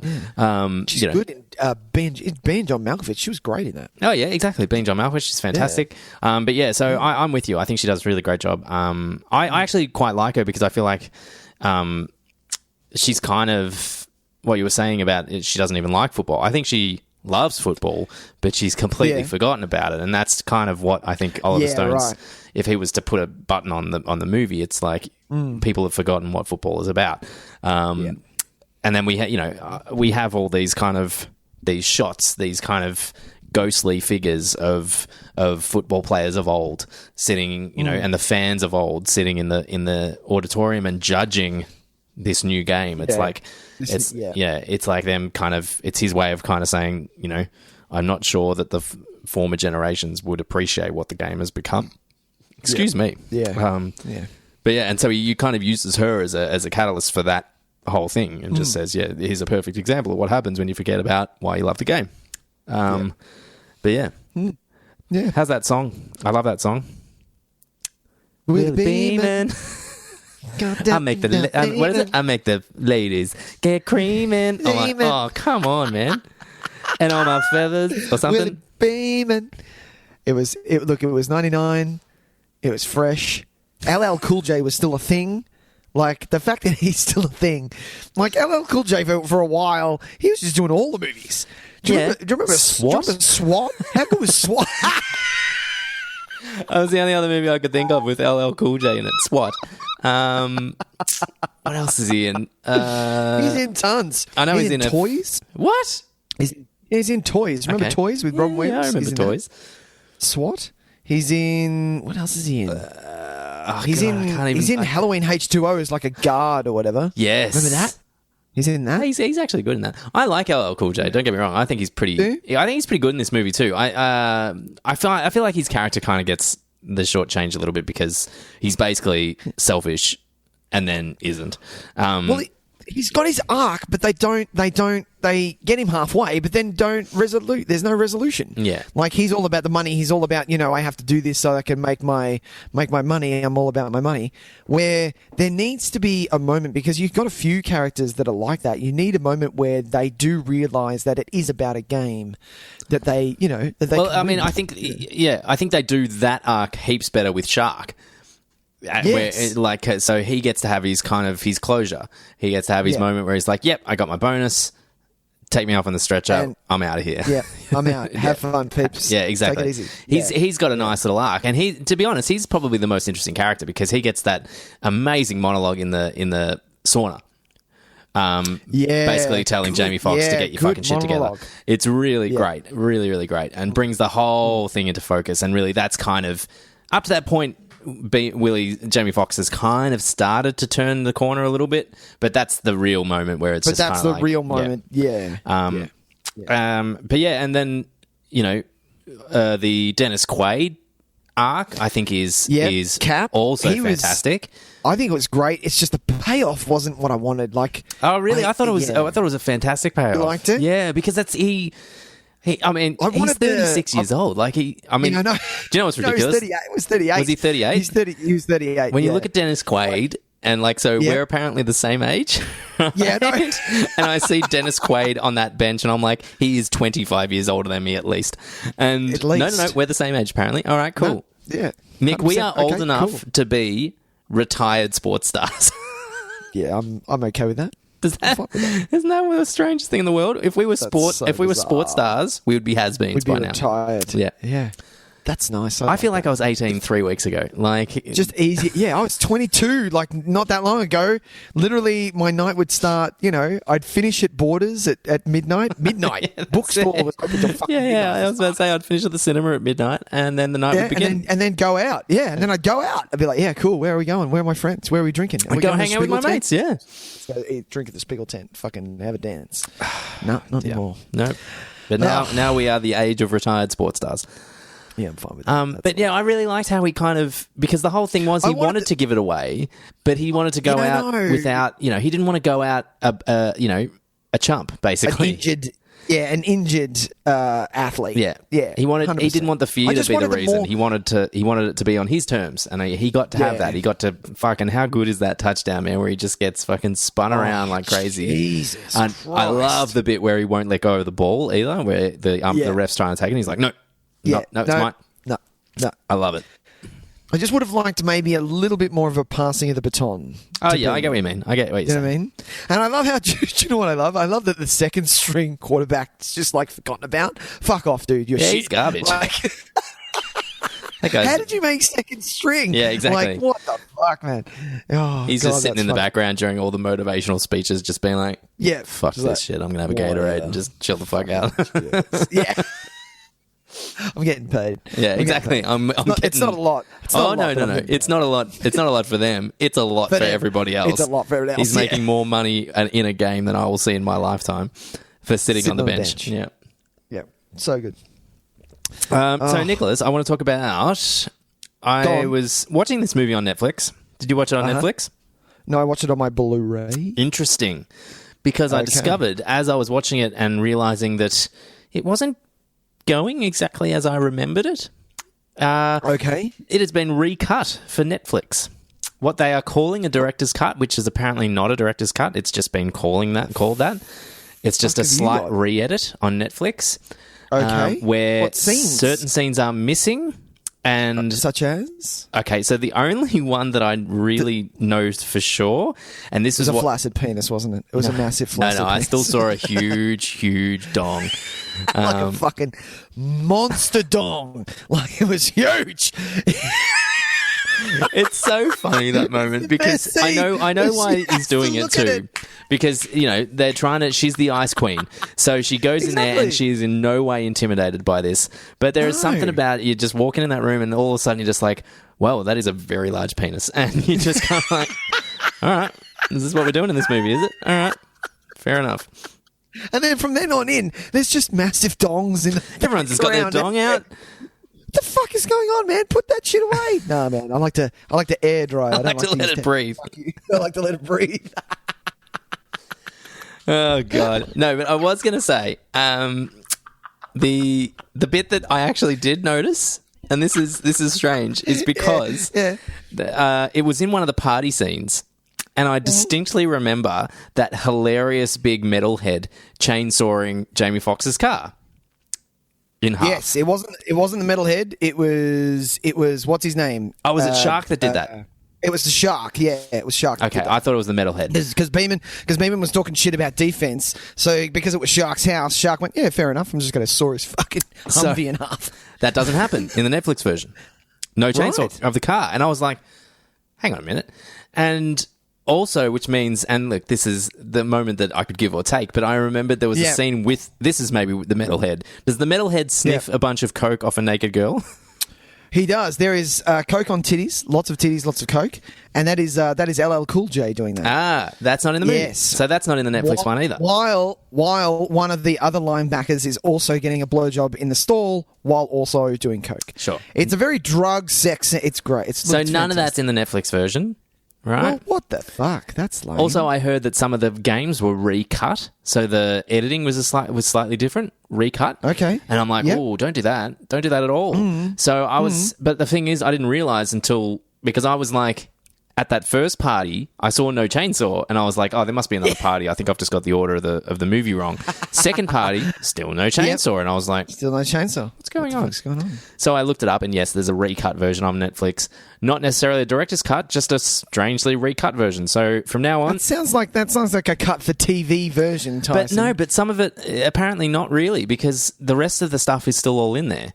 Like, you've still got massive dongs and a lot of swearing. Oh man, like that's it. If I spend a good 15 seconds looking at a giant penis, and they cut out a guy sniffing a bit of coke off some naked boobs, I would say if you're worried about nudity, then there's a clear moment that you could cut. Clearly, the full frontal male nudity. Exactly. Well, but yeah, so I would say that's very strange. I would say watch it on Blu-ray or DVD. This is one of those times where I'm going to say Netflix, don't watch it. Yeah. Watch if you've got your old DVD, watch that instead, because I really like this movie, but it was funny. I was feeling interestingly a lack of energy while watching it this time.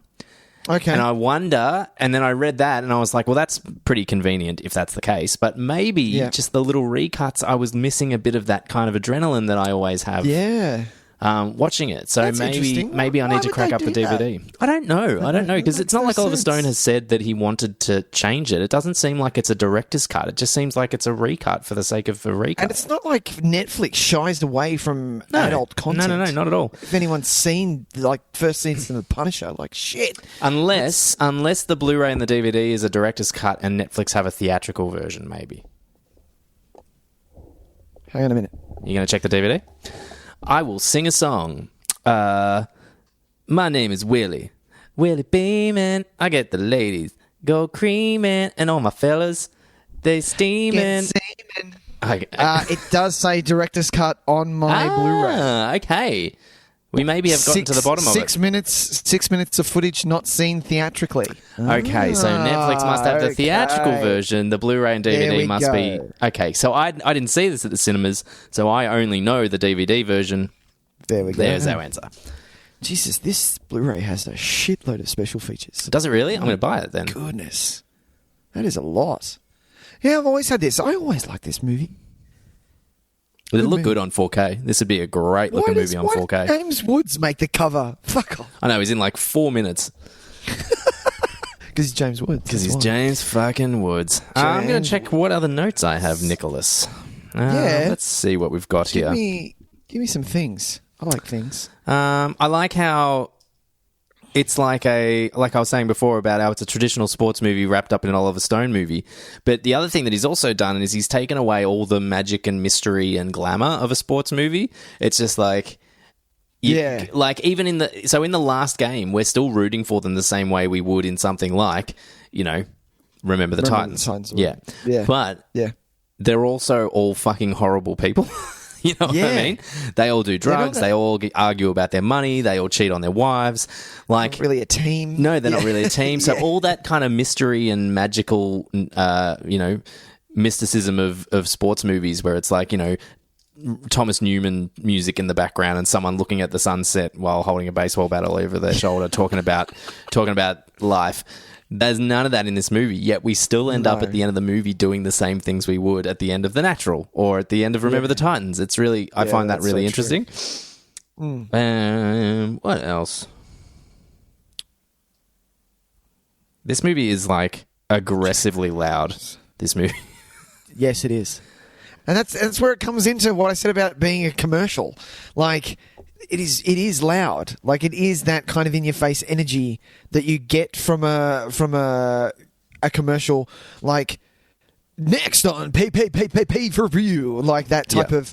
It's not over the top. That's exactly. But the cuts that you're getting are very much like that. Sunday. Yeah.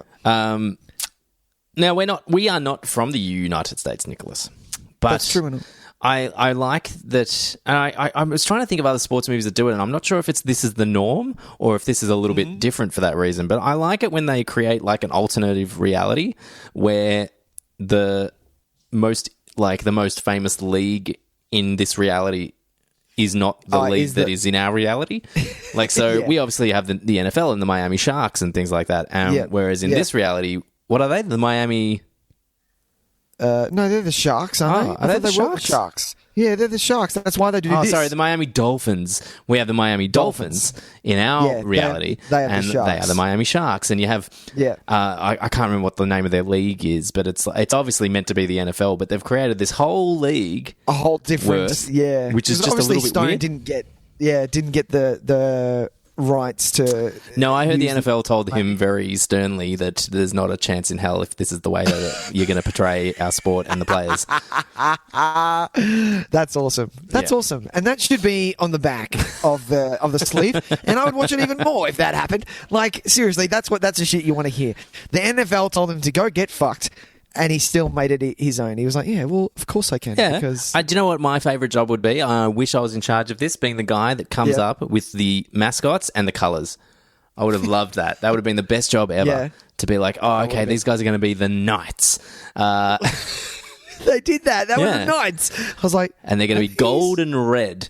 Some of them are pretty shit, to be honest. So good. Some of them are pretty shit. That Golden Knights thing, that was kind of like... It's not so much the name and the colours. It's their terrible banner that looks like someone made it on word art in 2 minutes. Yeah, exactly. And the fact that the movie ends in their stadium, I'm like, oh, could we not have shot in a different stadium? Exactly. I have to keep looking at this gold and red everywhere. Golden thing. Those Like Al colours don't Pacino mesh together. and Jamie Foxx walking around kind of talking about what they're going to do next. And I'm like, oh, man, that's kind of lame. You know what I would have liked? You know what? It's kind of one of my favourite things in the end credits where the press conference happens and Pacino's character kind of says, well, it's time for me to move on, da-da-da-da-da. So I'm going to move to this team and I'm taking Willie Beeman. You know, I wish that kind of happened maybe 3/4 of the way through the movie. So you know, a little bit more tension between... or something a little different between Al Pacino. Oh, if maybe she character. said to him, "I'm going to move you to this new expansion team at the end of the year." Yeah. I like the stinger of him saying, "Oh, and by the way, I'm taking Willie with us." By the way, because I love that. I really think that's fantastic. It was good. It was very good. To be honest, I really do like I like that Willie Beeman changes. I think it's a bit shortchanged how he does get there, but I love the conversation that they have after the game, which is essentially the last scene in the movie. I think it's fantastic, and I love that it finishes. Love that it finishes with him turning around saying, "I'm kind of scared." I think that's unbelievable because we've spent this whole movie with this character that is an arrogant piece of shit, and the last moment we get with him is him basically admitting that he is human and he's scared. And I love that. I absolutely love it. And it makes complete sense for him to want to follow Pacino now because Pacino is the one that has always made him feel comfortable or believed in his talent more than anything else. And has been the one that's been trying to say, stop being a piece of shit. Exactly. Because you could be great. He knows that he's like that dinner scene. He knows that he's young and he knows that he needs guidance. Yeah. So he's trying to help him, but he's I feel like that dinner scene would read differently depending on how old you are. It's one of those things that when I reckon in 1999, I think I might have been on Willie Beeman's side, but now in 2020, I'm Al Pacino in that movie, full Pacino's side, telling him to shut your fucking mouth and just seriously, listen to your elders for a second. It was so nice as well. Like you just needed a little bit more. Like the scene where they're like 1 yard away from getting that touchdown, and he times out, brings him over, goes, "Hey, I just wanted to ask, did you actually like my jambalaya?" Oh yeah, that's awesome. Was actually nice. Like little moments like that, I would have liked a little bit more. Like really, like in the end game, it should have all kind of come together just a little bit more. I don't know. Yeah, it was good, but just I would have preferred a little. That is an excellent touch, though. That the movie decides that instead of it being a motivational moment, they call a timeout just to gather themselves, and instead of him coming up and saying, "You can do this, Willie. I've believed in you the whole time. You've become the leader you're meant to be," they just have a random conversation about his dinner, and then he just goes, "All right, go out and win it." I fucking love it. Love it. Have a good one. Love it. Yeah, it was good. It was good. Like in retrospect, like when he switches over from Cap to Beeman, when they're coming out of the locker room, and he's like, "Don't forget this, this, Exactly. this," and you're like, "Fucking hell, man!" And even Willie's kind of sitting there going, "Yeah, I got it. Yeah, I got it. Yeah, I got it. Okay, I've got it." Yeah. And it's really refreshing. For sure. That end speech though, like nothing really gets me out of my seat in this movie, like kind of fucking like win that goal, like sort of thing, except for that Pacino speech. That Pacino speech at the end.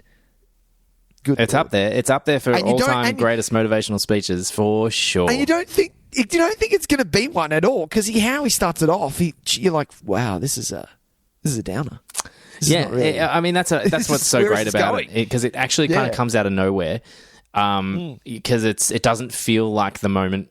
So if you think about something like, okay, so there's some really great motivational speeches in movies. We're talking Braveheart, we're talking Lord of the Rings, some other sports movies I'm sure have great motivational speeches, of course, because they all try to have one. But usually you feel the moment, you know what I mean? You start to feel it simmering. And it's like, ooh, okay, here we go. We got a speech. I love it. It doesn't happen in this movie. It just starts. No. All of a sudden, it just pulls to a shot of him, and he just starts going. We're getting creamed out there. I did nothing. That's it. I'm a drunk, and I lost everything, and I don't have any money. And and you're like, where the fuck is this going?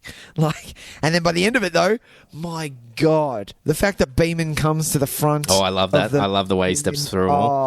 Yeah. So good. So good. What I don't love is the random shots of like those defensive, like those unit dudes, those guys who are like stacked units who are roid raging during it. Because it's this lovely motivational speech, so and they true. cut to this one guy who looks like his eyeballs are going to explode. Yeah, I remember the shot. I remember the shot, and I remember thinking to myself, like, that must be just the norm. Like, he must just see that all the time. He's just like, juiced up, and he's like, I need to go murder a human being or go play football right this second. Exactly. Or right like this second. one or two is going to happen.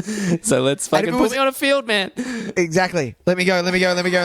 Like, literally, God, that was funny.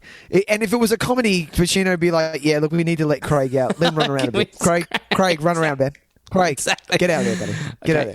Have we got his pen? We need to put him in his pen for a little while. Where's it? In his pen. Yeah. Give me his toy. He's okay. He's all right. Here you go, buddy. Here you go, buddy. Craig, Here you go, buddy. Fetch, you little shit. Yeah. Come here. Is it sleepy time? Are you cranky because you need a little nappy time? But it freaks me out. It honestly freaks me out because it's such a nice, like, I feel really like it's heartwarming speech. It really is. You know, it's all about this, you know, game of inches stuff, and it's, you know, it's good stuff. It's motivational stuff. I'm sure every fucking like snake oil salesman's fucking motivational speaker has stolen lines from this at one point or another. Yeah. And so you're engaged, and then all of a sudden, flash to this fucking maniac. Roid face. And then it's back to like, normal. He's fully beetroot red. Yes, he and his is. eyes are coming out. He's You're like grinding his teeth. Oh, my man. God. It's so silly. Relax. Yeah, it's such a bad choice. Maybe choose some PK exactly. or something. That's appropriate back earlier in the movie, because this whole movie is basically like horrible roid raging people, like being horrible. And like, how's the bit where I'm sure we're meant to find this guy lovable, but I'm not sure if I do. But the metalhead guy, who I love him, he's great. He's my favorite. The guy that chucks the croc in the fucking crocodile showers. at them.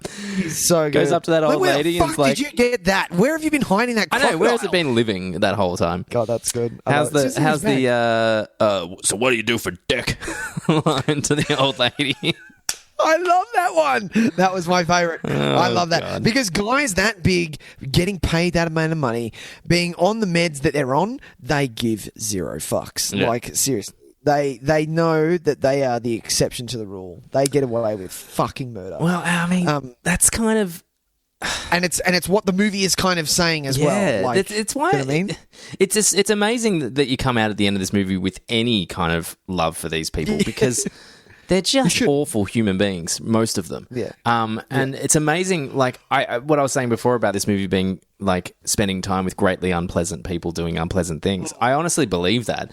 But it's in a way that only Oliver Stone can do.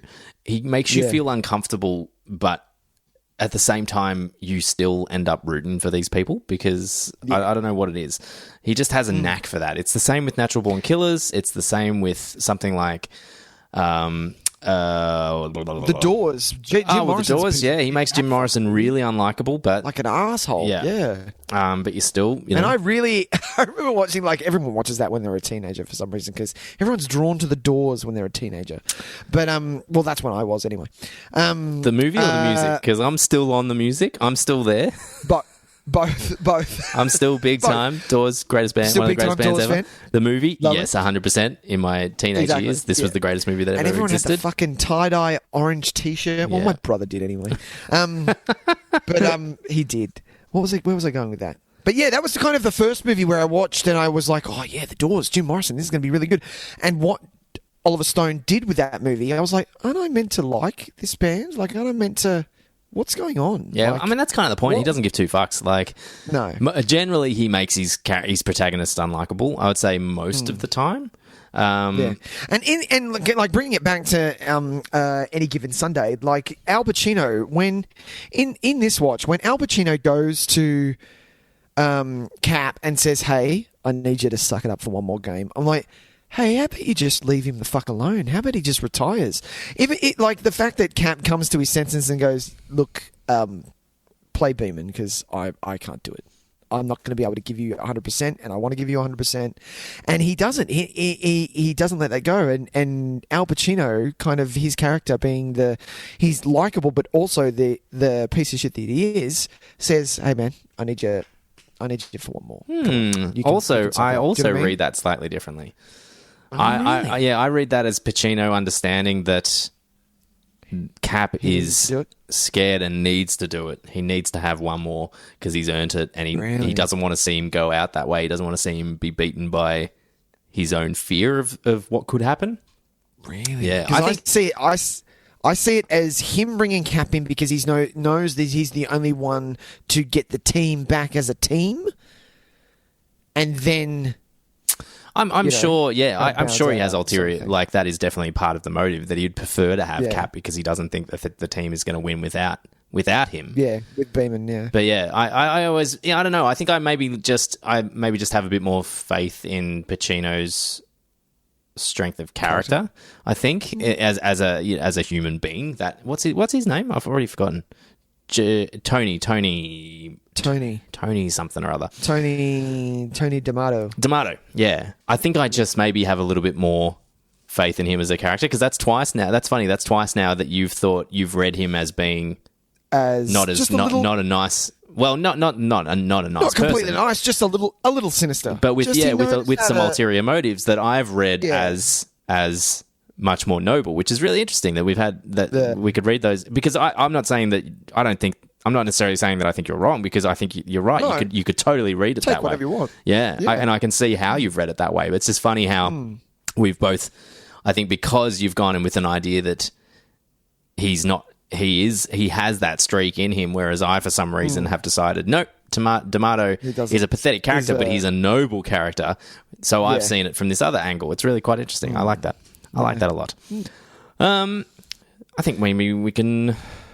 I think we're wrapped. I think we're wrapped. So if you do want to know what we rated this movie, Nicholas, we can we've got to direct the people to go to Letterboxd to find out. You do. There might be a small discrepancy in our rating, because I think I've made it pretty clear that I fucking love this movie to death. Well, it's because you are very much a very big, you've said, sports fan, sports movie fan, and an Oliver Stone fan. Yeah. So, yeah.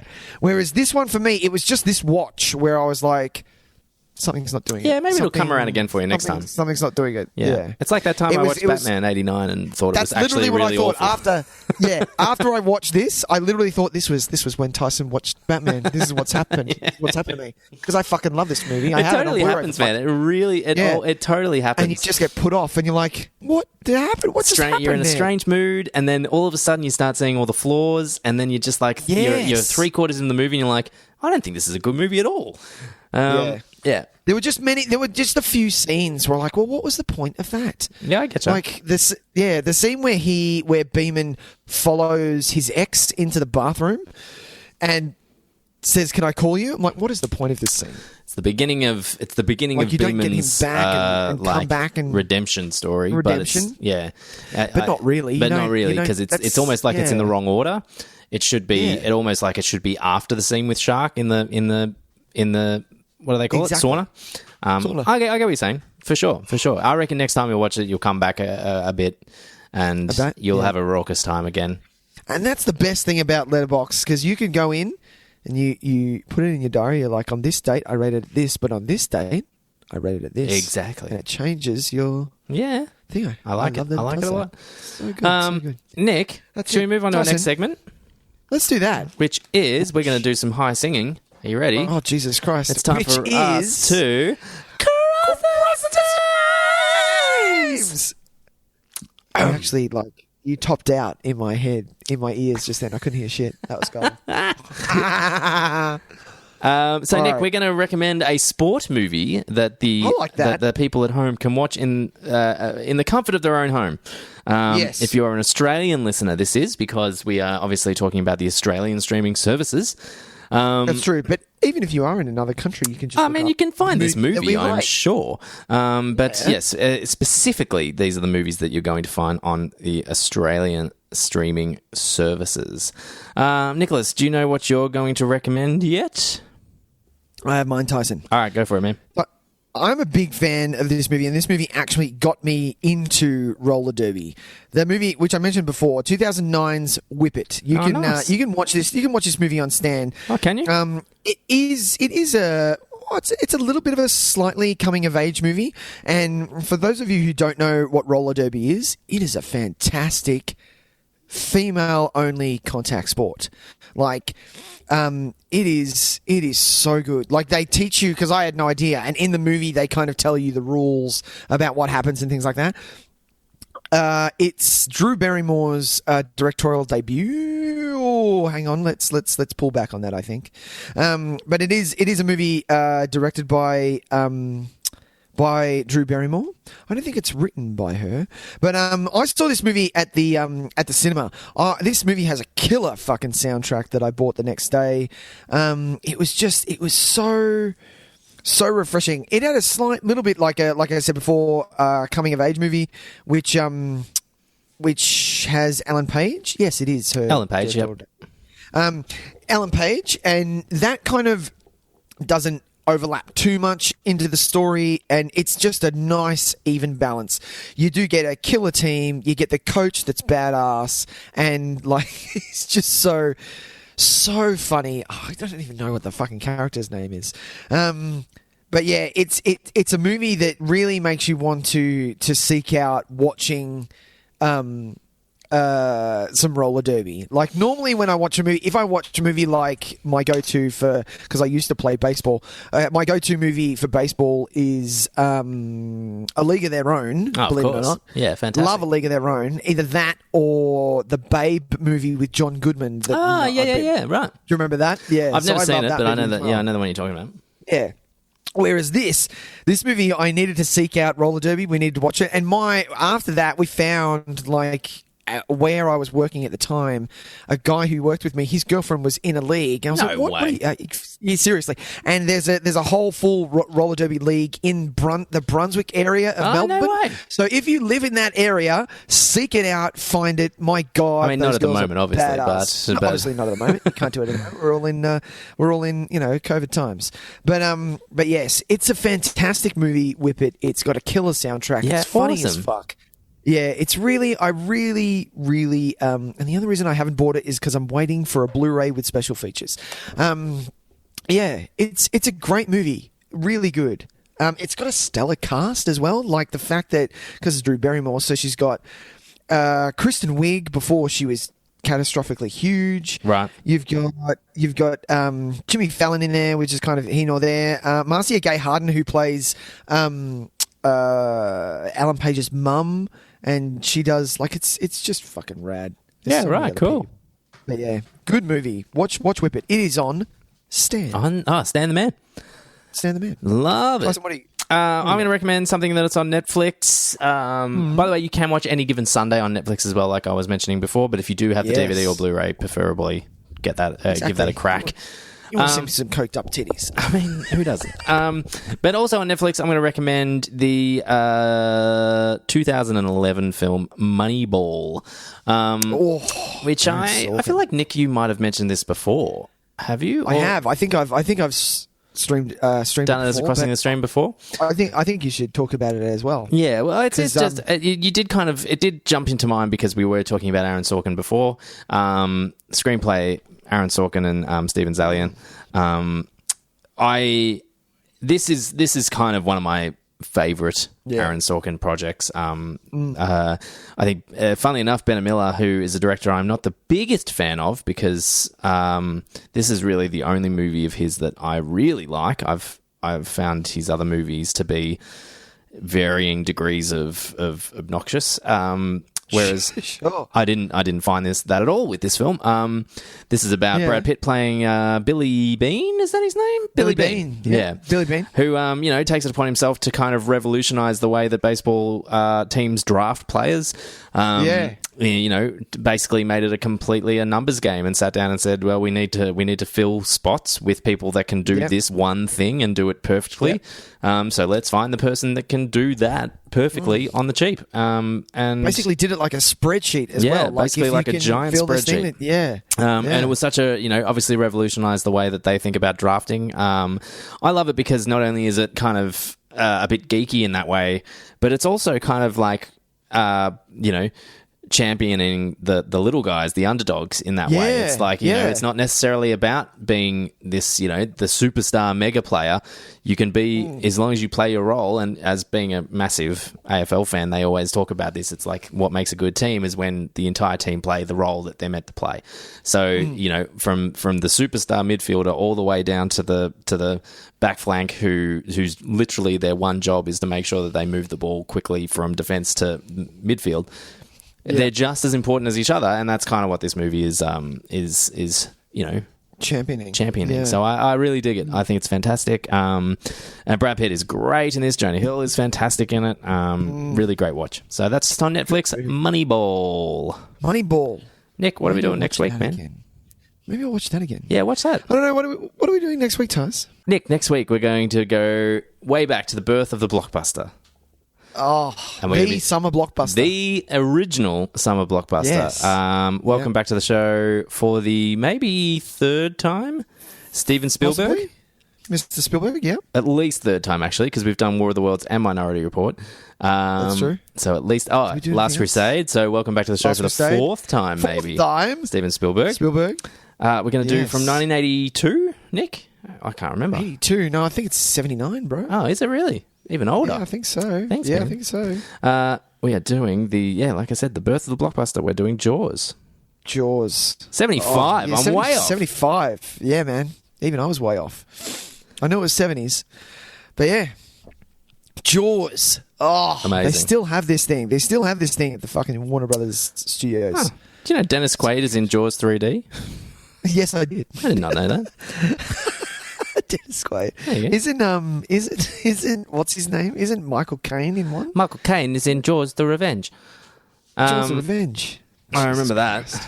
Have you watched? I've watched no Jaws sequels. No. None. And I don't. I've seen some of Jaws the Revenge because because it was on telly once, and I kind of just let it play. But yeah, not enough to say that I'd seen it. And to be honest, I have not seen Jaws in, I want to say, 25 years. So that's what I like. This is going to be Fresh really, watch. really fun. Super fresh watch. Super fresh watch.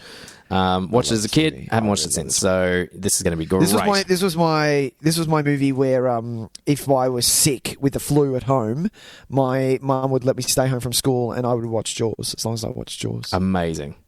How good is that? Great choice.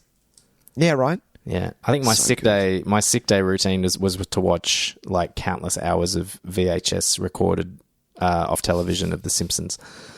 I thought you were going to go somewhere bizarre. Like I used to watch recordings of the Rocker Stedford. Yeah. Like, what the fuck? Why not? Yeah, Rocker Stedford. Well, as I got older, I used to just tape random episodes of Rage and then just watch them, like, because I didn't want to stay up late. So I'd set the VCR to record Rage and then just go and watch it later. Remember setting the VCR to record? Remember that shit? God, Nick, that was good. Yes, Long we play? remember. Nobody else remembers. Long play? Long play. Long play was the best thing in the world. Blu-rays can't do long play. Yeah, the shit out. Yeah, no, of course not. No one damn it. Yeah. No. VHS is where it's at. That's true. Nick, remind the people at home where they can find our show. Ladies and gentlemen, thank you so much for listening to us. We did just talk about Any Given Sunday. If you plan to watch it, I think you should. It's one of Oliver Stone's one of his good ones. I like it. So you think that after Any Given Sunday, you think everything else is kind of pushed to the wayside? It's kind of like, nah, pass. After Any Given Sunday or after Alexander? Oh no, Alexander's no good. So yeah, after Any Given Sunday. Yeah, right. I'm sure that there is some stuff. When was U-Turn? U-Turn was good. U-Turn's like 96. That U-Turn is a very strange movie. It is. U-Turn is. I remember liking it though. I also like it, but I think I might have very little patience for it these days. I remember liking it in like 2005 when I watched it and was like, yeah this movie's great. But I think I all the nonsense now might be a bit much for me. Okay. Well, ladies and gentlemen, you heard it here first. Tyson's not for U-Turn anymore. But if you if you agree with him, you might as well just hit that subscribe button. You're like, you know what, that guy's, I know what he's talking about. Subscribe, and then all That's it. Subscribe and hang some shit on me. Exactly. But other than that, you could rate us. You could write a review. You could do many things. You could just put some like button if you want, and we would love it a lot. Other than that, we are on all the social medias, which is Facebook, Instagram, Twitter. We do have a YouTube account, which if you wish to jump on there, you can also write an email to us, which is nicktysonvideotape@gmail.com. And also, Tyson and myself are big fans of the Letterboxd app. So if you want to see whether Tyson rated it 10 out of 10 or maybe 9 out of 10, you're only going to find that out if you... Or maybe he rated it a 1. Because, that's... I reckon that was from... Just to fuck with you. Yeah. No, that's not what he did. You're only going to find that if you jump on the Letterboxd app. And to look at what Tyson and myself have rated it, you can follow us. Tyson is TYS_videotape, and I am, NIC_videotape. Yeah, excellent. Well, Nick, that was a barrel of laughs. I just had some licorice. Oh. Licorice, Tyson? Yeah, man, that sounds great. Pass some through the computer screen for me, would you? Sounds good, man. All right, well, I think that's going to be it for us, Nick. I will see you next week, buddy. See you next week, man. All right, man, I'll catch you then. Bye. See you, bye.